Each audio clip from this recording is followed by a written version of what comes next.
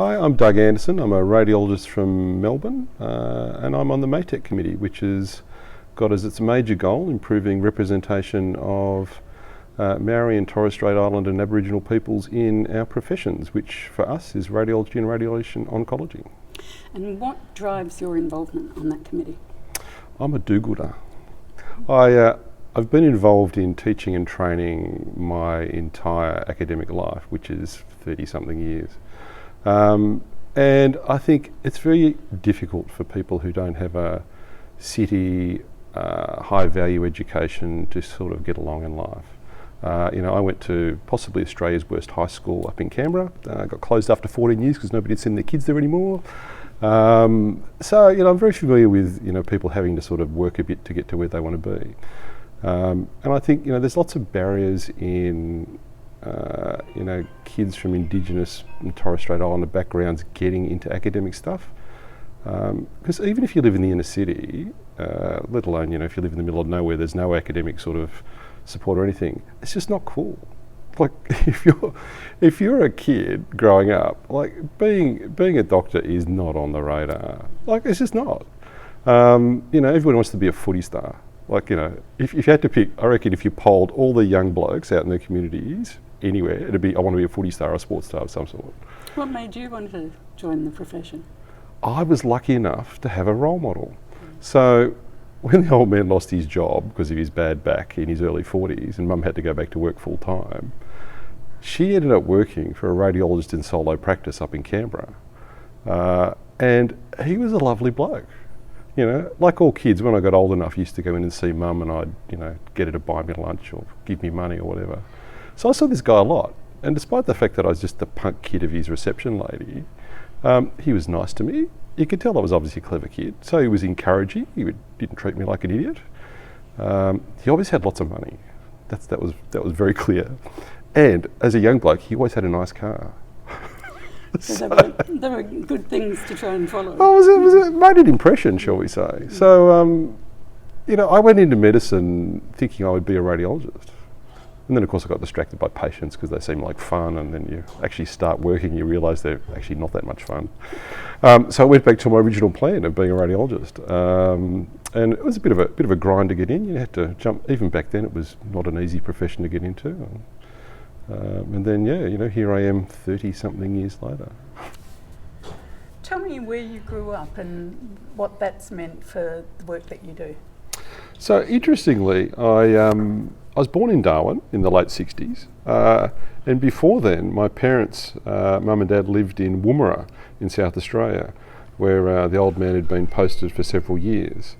And he actually helped do some of the original survey mapping for Maralinga as part of the cleanup. And I was conceived not long after that period, which probably gives me my interest in radiation and radiology.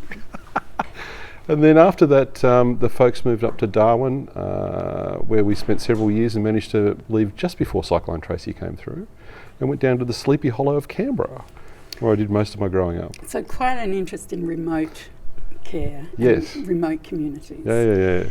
Middle of nowhere.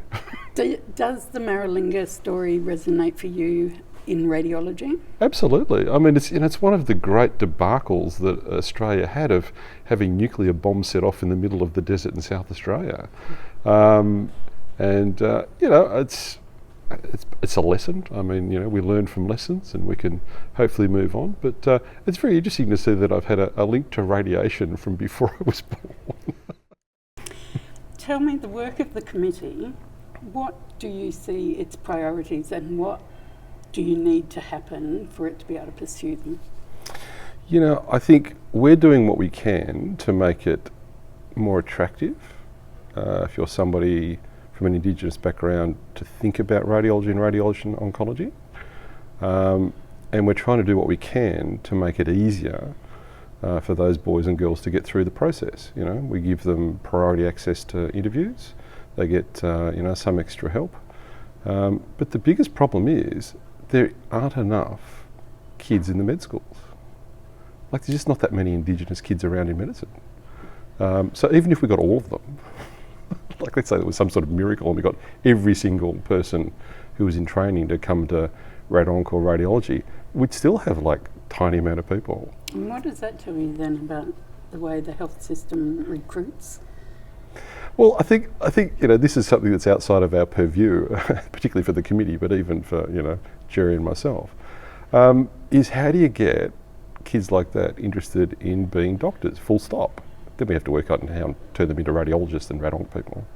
But I think that is the greatest problem we face, is that there just aren't enough Indigenous kids interested in doing high-end academic stuff like medicine.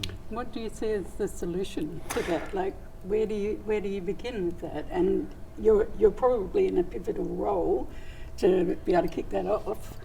Do you feel that your work is getting there, or? Oh, we're doing better. Like, I think we've gone from having almost no Australian people. I think the Kiwis have a much bigger population, and they've been much better at getting people into med school. We're not so good. And I think, we've done what we can to do that. Speaking to someone actually quite recently about this sort of topic, their suggestion was that maybe there should be, mandatory entered places into all the medical schools to increase the pressure from the bottom. It's not a bad idea.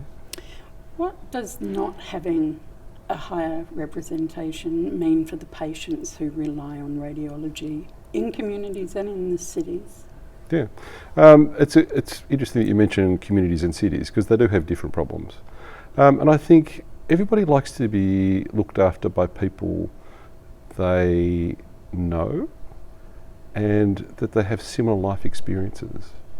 I think most people, like a good example is when you select a GP, most people, if they have a choice, that's not always the case, will find someone who's very slightly older than them but is culturally similar. Like, that's what I did. And I think, it's difficult out in the bush because there just aren't any doctors, full stop. Like, that's the biggest problem. There just isn't healthcare. And if you get sick, anywhere outside of 40 k's from the CBD of Melbourne or Sydney, you're going to have to come in to the big city to get stuff, let alone if you're 1,200 kilometres away in the middle of, absolutely nowhere. But even the city, I work at St Vincent's, which has a, strong, focus on, care for the local Aboriginal community, and there's actually the Aboriginal Health Service just around the corner from us. But even so, it's not a smooth path because, they're not going to necessarily meet people inside the hospital system that are like them or understand them or know them. What do you love about radiology? What made you go back to it? Is it the car? Is it the money? It was all of that. It was all that. And in fact, when I was in early med school, I had a tutorial with the head of department who ended up being my boss when I finally got a job. And he promised me a Ferrari if I actually went to it. Anyway, I've never got the Ferrari, unfortunately.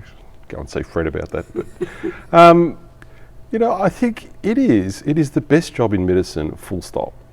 Apologies to Jerry and rad-onc, but it is amazing. You can do whatever you like. You can work half day a week, have a fun rest of your life.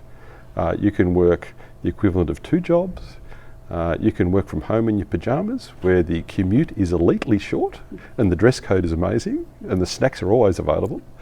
Or you can, the complete opposite end is being, say, an interventional person who retrieves clots out of people's heads when they have strokes, and you're on call all of the time, but you're happy to get out of bed and be somewhere with 20 minutes notice. And there's everything in between. You can start a corporate business and become an empire builder. You can go and work in the middle of nowhere. And when it comes to stuff like remote health, you can actually participate from the comfort of your Melbourne lounge room by reporting stuff from anywhere. And I have a good colleague who actually reports stuff from Botswana. Really? Yeah. They're based there or they're here? No, he's here in Melbourne, in his lounge room, reporting x-rays and stuff from Botswana. There's no reason why we can't do that in Australia. So. Which may well be one of those questions that your committee faces. Yes, possibly. At some point. Thank you very much. Pleasure.